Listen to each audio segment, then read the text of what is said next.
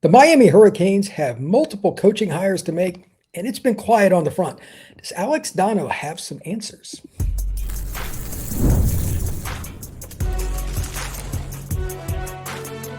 You are Locked On College Crossover, part of the Locked On Podcast Network. Your team every day. Into this crossover, Locked On Canes and Locked On the Portal. I'm your host, Brian Smith, along with Alex Donno of Locked On Canes. Thank you for making each of our podcasts your first listen each and every day right here on the nation's #1 sports podcasting network, Locked On. We are brought to you by our friends over at FanDuel. Use your profit boost on any NBA future and get entered for your chance to win a trip to the NBA Finals. Play your game with FanDuel, the official sports betting partner of the NBA. Alex and I have a lot of questions. We're going to go back and forth on spring ball. There's a lot of things coming up. We're a couple of weeks away from spring getting started across the country. It's going to be fun to discuss that a little later in the show. 4 commits. Who's next? There's always recruiting this time of year, Alex. You know how that goes. Oh, yeah. It's incredible how much we can go. We could probably do an entire show on that. But then the most important thing, you got to fill out your coaching staff. Miami has multiple guys. We're going to go through it. Running backs coach, whoever that ends up being, he's going to walk into a great situation. Tight end, we're going to talk about defensive secondary. Well, there's a lot to get to. And to that end, if you take nothing else from this show, I have complete faith that Mario will make the best decision. He's done a great job in the last year or so with his assistant coaching hires. So I highly doubt it's going to be anything different. But there is another thing that's consistent with him. He doesn't want my guy Alex or anybody else to know anything. That is what Mario does. He hides everything. He is the guy that always has something behind the door.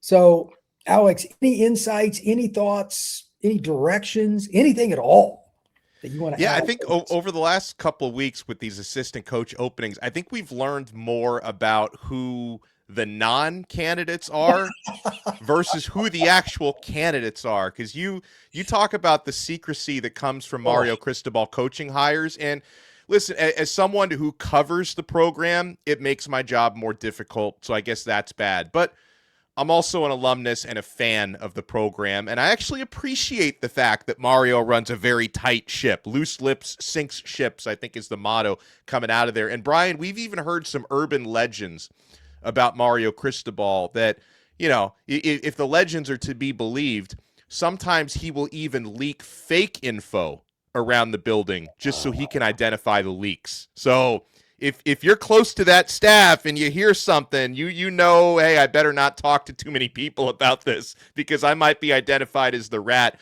on the ship.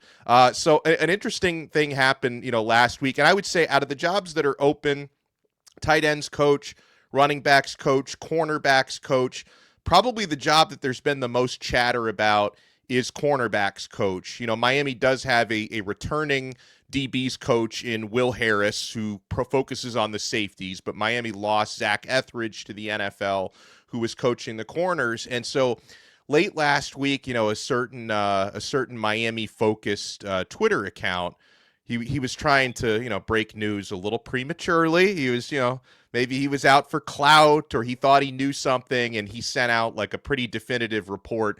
This was last Thursday or Friday, claiming that Patrick Surtain, who you obviously know very well, having been at Florida State, that Surtain was about to become the next DB's coach or the next corners coach at Miami. And a lot of people were running with that report. Well, a few hours later, it seemed like Miami leaked the info to some trusted people that this is false. You have to refute this. He's no longer a candidate for the job. So it looks like it's not going to be Surtain. My suspicion on who couple possibilities for the next cornerbacks coach, Miami does have somebody who's already on the staff that I believe they really like, and that's assistant DBs coach Terry Jefferson, who last season, he came over from Jacksonville State last year. He was actually a Miami staffer years ago, but when he came back over to Miami, he was primarily working with the nickel corners last year. And, Miami's starting nickel corner, Keontae Scott, was one of the top graded DBs in the entire country, had a phenomenal year, right? So I think Terry Jefferson rightfully should be celebrated for doing a great job with that specific position group last year. So I feel like Terry Jefferson probably is and should be a strong internal candidate. Again, we've heard some things about names that may not be in the search right now, like Patrick Surtain. A name that I think still could be alive is cornerbacks coach at Oregon, Rashad Wadood. That's a name that I've heard a few times. I know Gabby Urrutia at Inside the U has thrown his name out there a few times, so maybe that's somebody to look for at cornerbacks coach. Running backs coach opening, Matt Merritt left that job open. Like you mentioned, whoever takes that job is going to have a loaded room, right? A name we had heard a while back was who I don't think is going to be the guy. It was Darrell Sims, who's currently at Tennessee. Apparently, that's not going to be him. Benedict Hippolyte, who's currently on the FIU staff, is a name we've heard a little bit about. And then at tight ends coach, there were some rumblings a couple weeks ago that maybe a few of the targets at tight ends coach either got promotions elsewhere or decided not to come to Miami. I don't really know who's in the mix for tight ends coach, Brian, but I do know I'm very much an advocate for my friend Edwin Pata, who's the current offensive line coach at FIU and is a former Miami staffer and a former tight end himself. If it's in the cards for him, I would love to see him get that opportunity. But yeah, there's precious little actual hard information available on who these new assistant coaches are going to be. I would imagine we're going to definitely find out, or these jobs will definitely be filled, probably right before spring football starts, which for Miami is going to be a little bit later than most programs because of how deep and late the playoff run was. I don't think Miami's going to start spring ball till like around March 24th, something like that. That's smart, in my opinion. Yeah. So, we're looking at about a month away. I think the jobs will probably be filled and announced, before then. Well, that's a good thing. It gives them a little extra time. And more importantly, I know I heard this the year before, the Final Four teams, that's into January, man. The players need time off from beating up on each other. So yeah, January 19th was the last game Miami played, which is crazy. Yeah, it's just over a month ago. So having a little extra time off, probably a wise decision. So with that, I do have one question. Do you think there's any pressure on Mario to get any specific guy because he is an alum or somebody that coached there, or is it just get the best guy? Yeah, Mario's always a just get the best guy person. And he doesn't listen to the fans. I know every time one of these jobs comes open, people are like, well, yeah, you need a DB's coach, you better hire Ed Reed. You need a running backs coach, you better hire Willis McGahee or something. But I will say one thing. Clinton Portis is actually getting some running backs coach experience out there. Like, really? I'm just saying like that, and his son now plays for the team as an incoming freshman, Camden Portis. So it's like, if you were actually going to give that job to an alum, specifically Clinton Portis, you could probably do worse than that.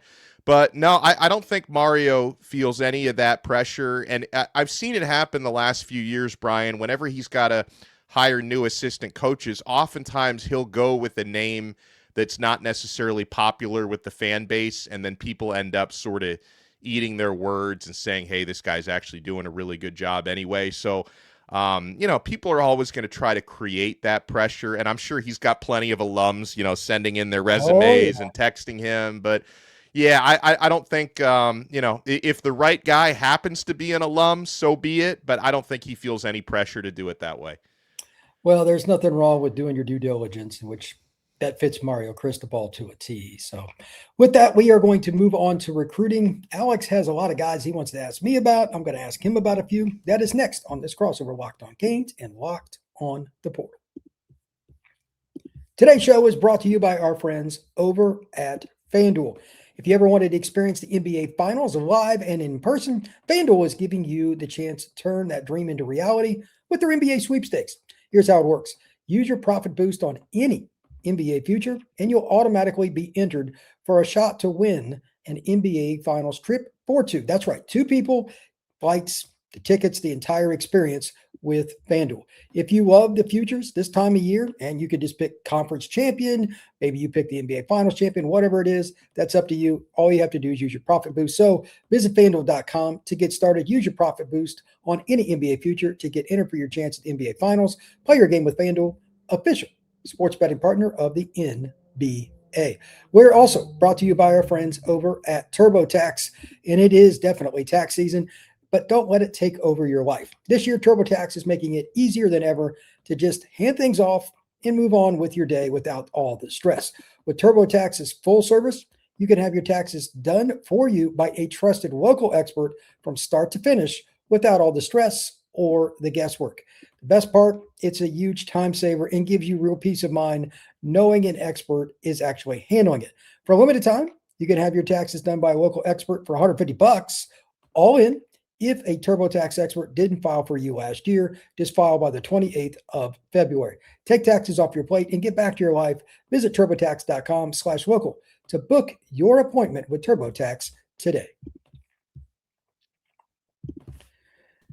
Today's show is also a good moment to mention the Everydayer Club.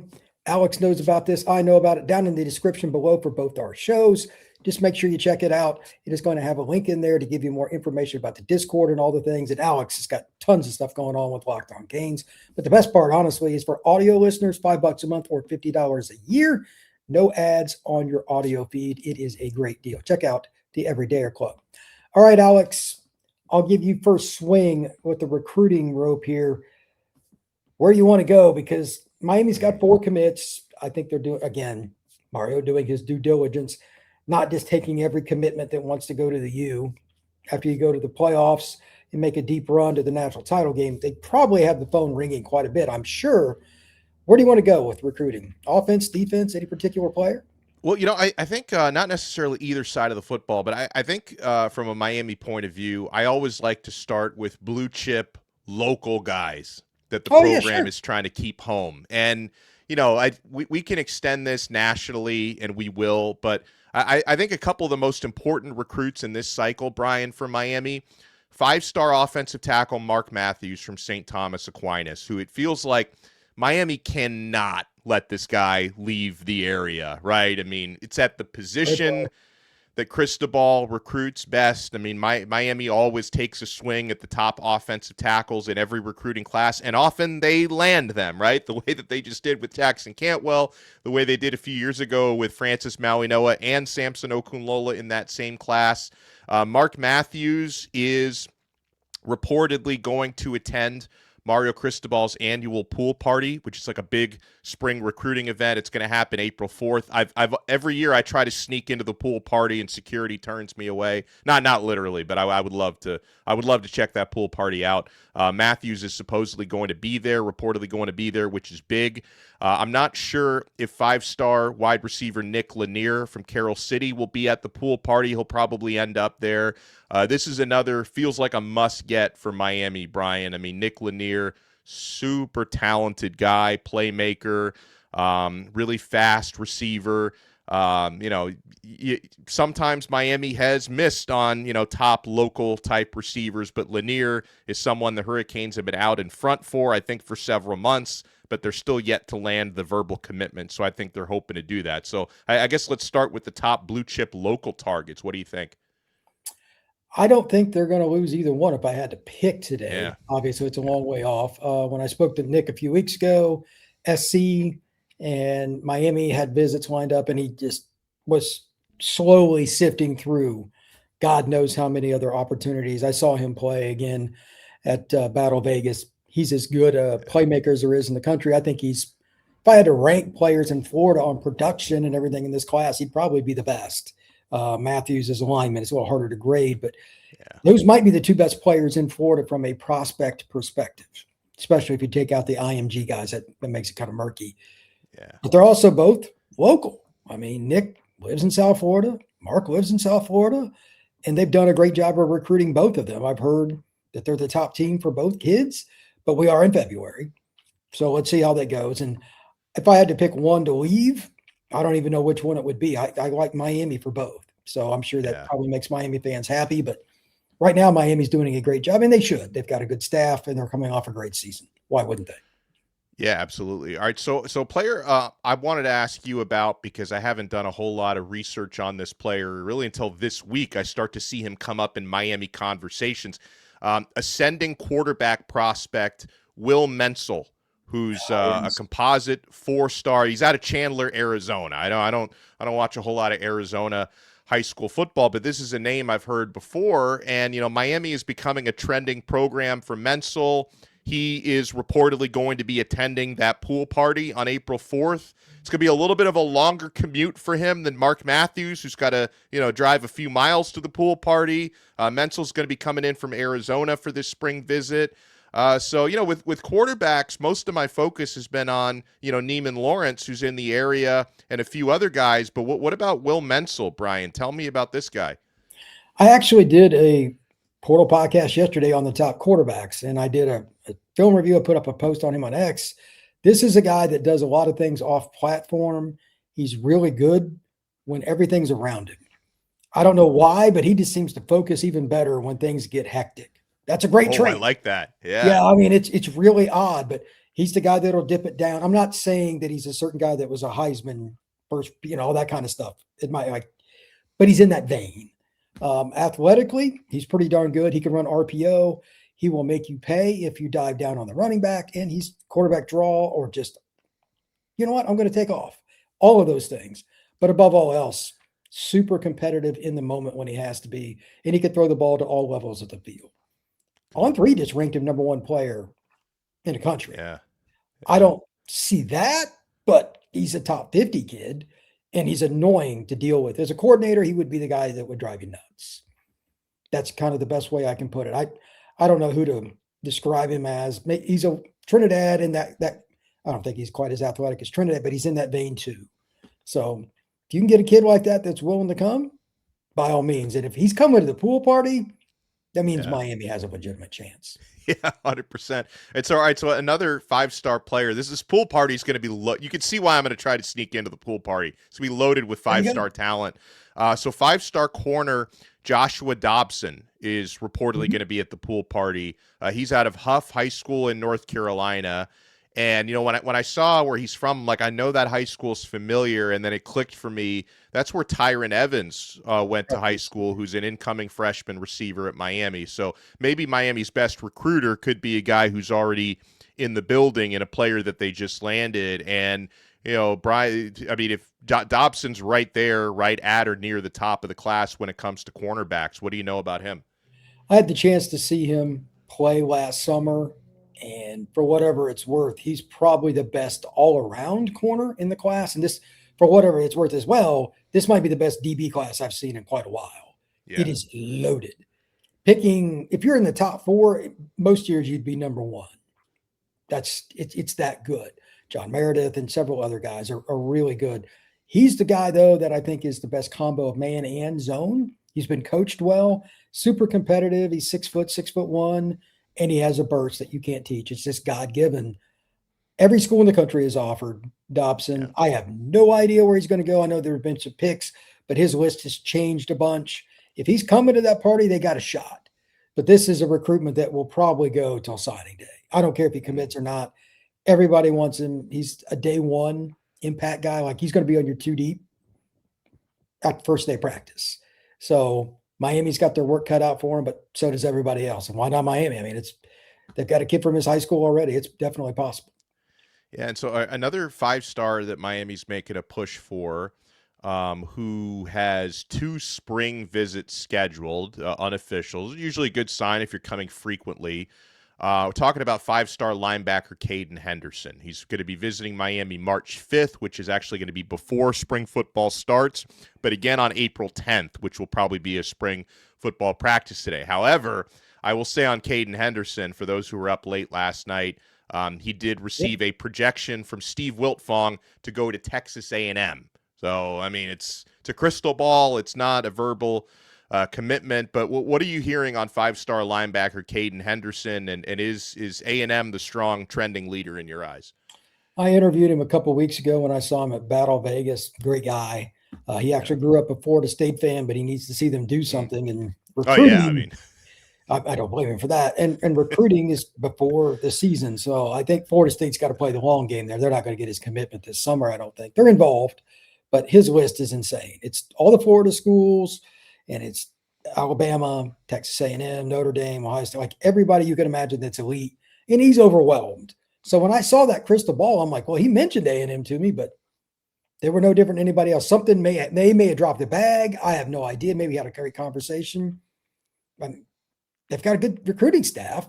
But he didn't give me that indication, and I thought that he was pretty open. So this is a new one for me, but he looks like he's 25 years old right now. He is, for like the fact you can tell he's young, but for like literally he had his shirt off, and it was we got cheated. I can assure you, we got cheated because he got all the traits you could possibly have. And Caden's a great kid. He's very smart. He goes to Jesuit in Tampa. It's the kind of program you want to recruit from. He's probably an impact guy. It's just figuring out where he wants to play. I heard he wants to play edge. I don't think he's an edge. I'm not sure exactly how you use him, but he's a freakazoid. But Miami's getting him on campus twice. Yeah, there's a chance there. That's how I look at it. So give me a quick hitter if you can on two more names. One of those 5-star wide receiver, Manchin Sales, who's the top receiver in the class. It looks like Alabama's been a trending leader for him, but he scheduled his official visits for the summer, and Miami gets an OV on June 19th, and that's the last OV on his schedule, which is, oftentimes to get the last word possibly before the verbal commitment is a good spot to be in with Sales, and also defensive end DJ Jacobs, who a lot of people thought in December he was about to commit to Miami. Surprisingly committed to Ohio State instead. That was right before, ironically, the Cotton Bowl where Miami beat Ohio State on the field. And Miami is still recruiting DJ Jacobs. So talk about a possible come from behind win on Manchin Sales if Miami can pull it off, and then a possible flip on DJ Jacobs. Sales is from Lawrence North in Indianapolis. Greg Oden, remember him, the 7-footer who went first in the draft, same high school. Yeah. That's not a football school. It's kind of random, but he's 6'4.5", 210 last summer. His hands measured in at the Rivals 5-star at linebacker size, over 10-inch. He's a very unique kid because he runs by guys that weigh 170. He's a freak. He grew up in Alabama, moved to Indiana. I don't know what the reason was. He's a Bama fan. So that certainly helps him. Indiana's involved, Ohio State's involved, and Miami's involved. This is a very unique recruitment. I wouldn't put a nickel on anybody because of, the randomness of it. But at the same time, if he's coming for an unofficial and an official, Miami's right there. I'm just curious why he hasn't committed to Bama yet, if that's going to be the pick, because that's who he's a fan of. So that's interesting. As it goes with DJ, that was a money thing the first time. Ohio State outbid everybody, straight up.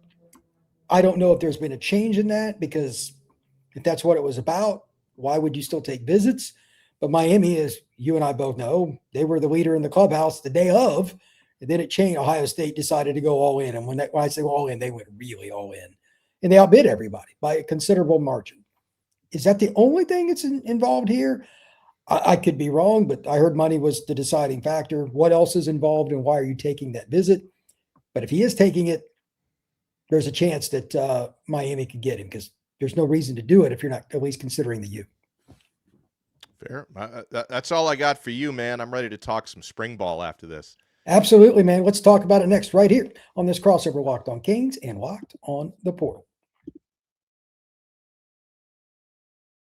I'm Kalia Butler, host of Locked On Women's Basketball, and this is Mazda's Women's Basketball Snapshot, celebrating the work no highlight reel can ever capture.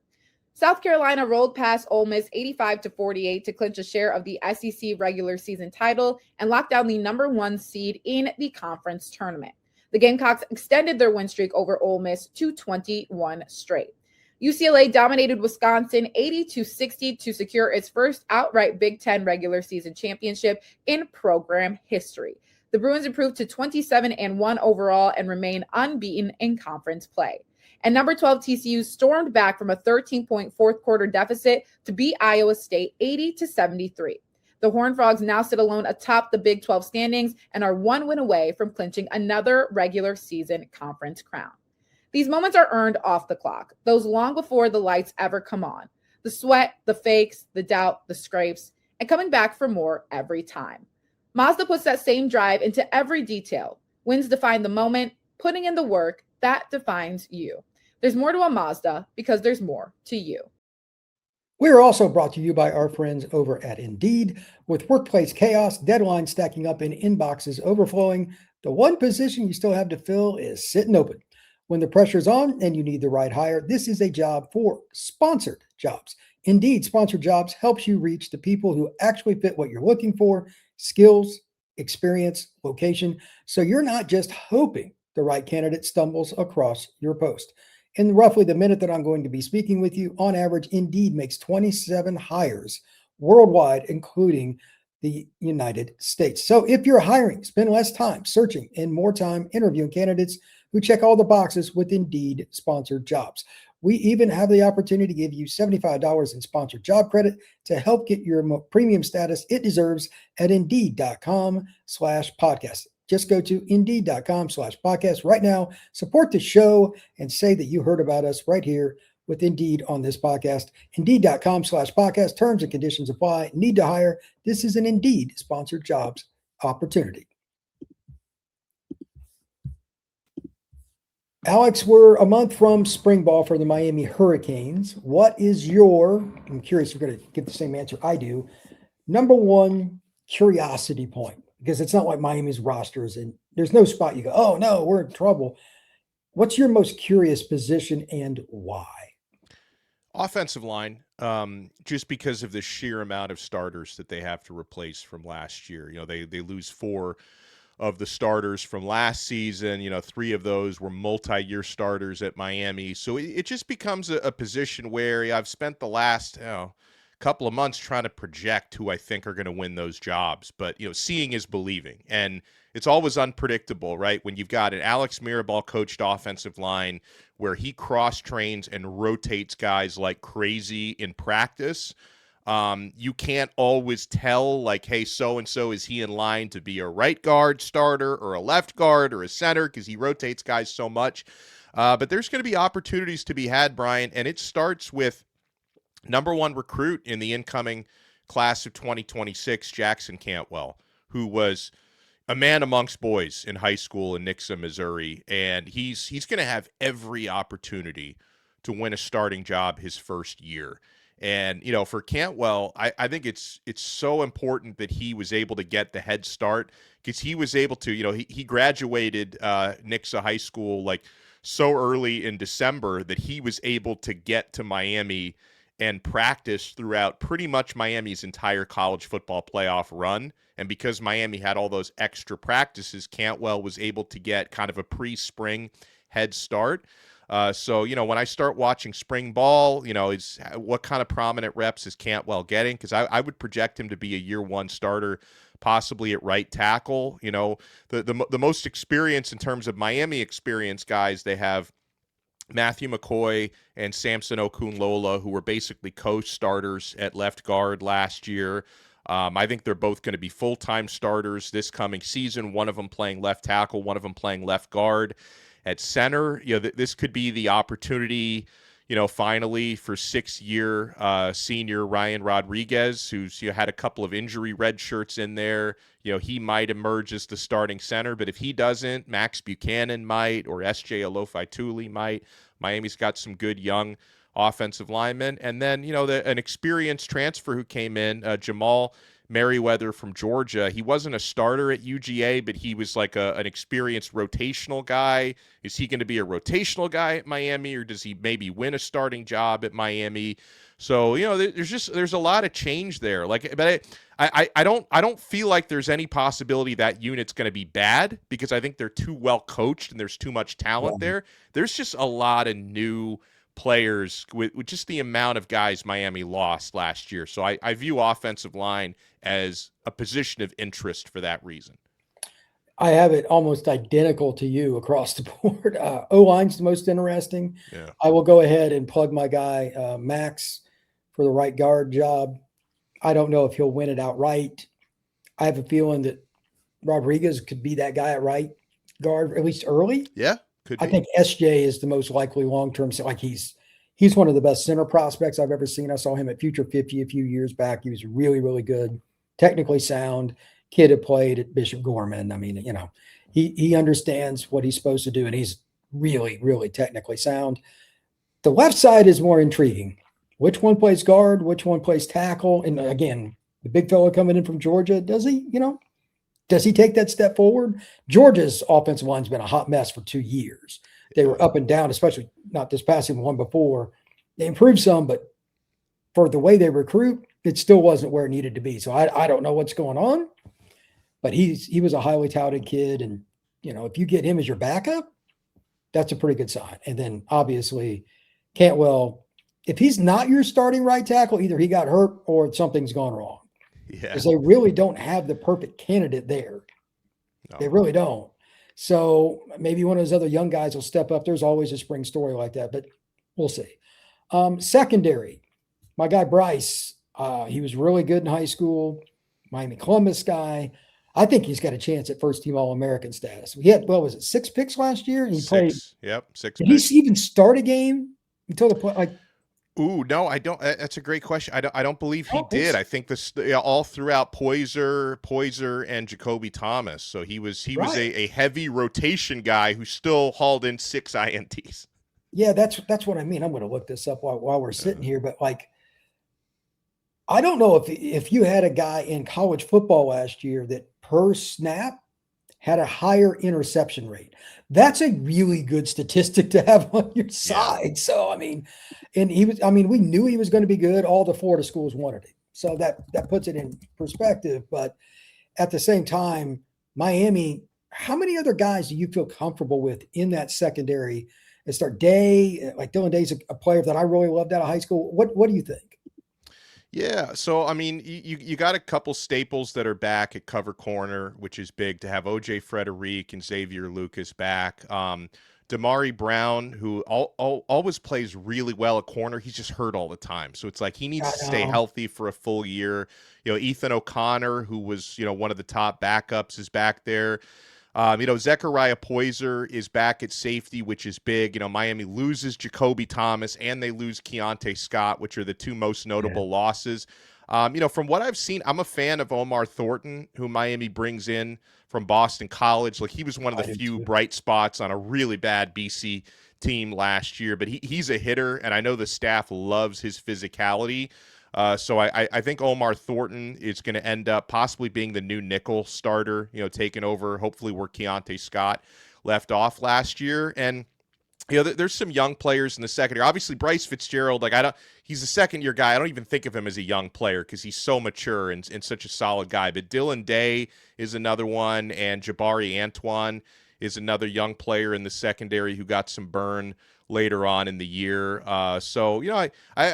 Miami's got some dudes in the defensive backfield. It's pretty deep overall, but I think the big question is, can you find a nickel who's as consistent as Keontae Scott was, and how do you replace Jacoby Thomas, who was just such an important guy at strong safety last year? I agree. For the record, 445 snaps for Bryce. He had an 81.8 PFF grade for coverage as a freshman. Wow. That is really, really good. It's hard to get over an 80 grade as a senior. So to do it as a freshman, and he didn't play 50 snaps, he played over 400. That's really impressive. Last thing, linebacker starters will be who do you think, and what do you think that's going to look like? Yeah, so there's Mohamed Toure, who's back for his 8th year. You can write him in permanent marker, I think, to be the Mike linebacker starter. I don't think there's any question there. In terms of Will linebacker, I think it's either going to be Kamal Bonner or Chase Smith. But Bonner, who transferred in last year from NC State but was hurt most of the year, haven't really seen exactly what he can do yet in orange and green. Chase Smith is back for his 7th year. So you got some experience at linebacker, but the guy that I keep looking at as the one I think is going to have the breakout season this year is Kellen Wiley Jr. Very athletic. And he's gigantic. He's I think his father told me he's up to 245 pounds now. Wiley heading into his second. I don't know. That's defensive inside. He carries it well. Yeah. So I think Kellen Wiley is someone to watch. Cameron Bobby Pruitt is back, who's really a spark plug, and he's got some versatility. He can play linebacker or sometimes line up as more of a safety in certain situations. So, linebacker's not the deepest spot on the team. I think that's an area where you hope you keep that unit pretty healthy, but I think in terms of the top line talent they have, it should be all right. And, Corey Heatherman, the defensive coordinator, that's his position group that he coaches specifically. So I think he does a good job with those guys. It's not as deep as some of the other spots on the team. That's a fair assessment. Alex, thank you very much. This has been a great overview. A lot going on in Miami. We only really scratched the surface. We could talk recruiting or spring ball for an hour each, but thank you very much. Please tell everybody where they can find your work, my friend. Well, thank you for having me. And I want everyone to know you got to check out the portal. If you don't watch it on a regular basis, Brian does an awesome job. You can check me out at Locked On Canes. Also, I co-host Locked On ACC with Kenton Gibbs. Search Locked On Canes, Locked On ACC, wherever you get your podcasts, Apple Podcasts, Spotify, YouTube, and that's where you find us. We're here every single day on the #1 podcast network. Appreciate it, Alex. Thank you very much. And you can find the Portal Podcast all those same places. Please give a 5-star review on Apple. We will see you again soon.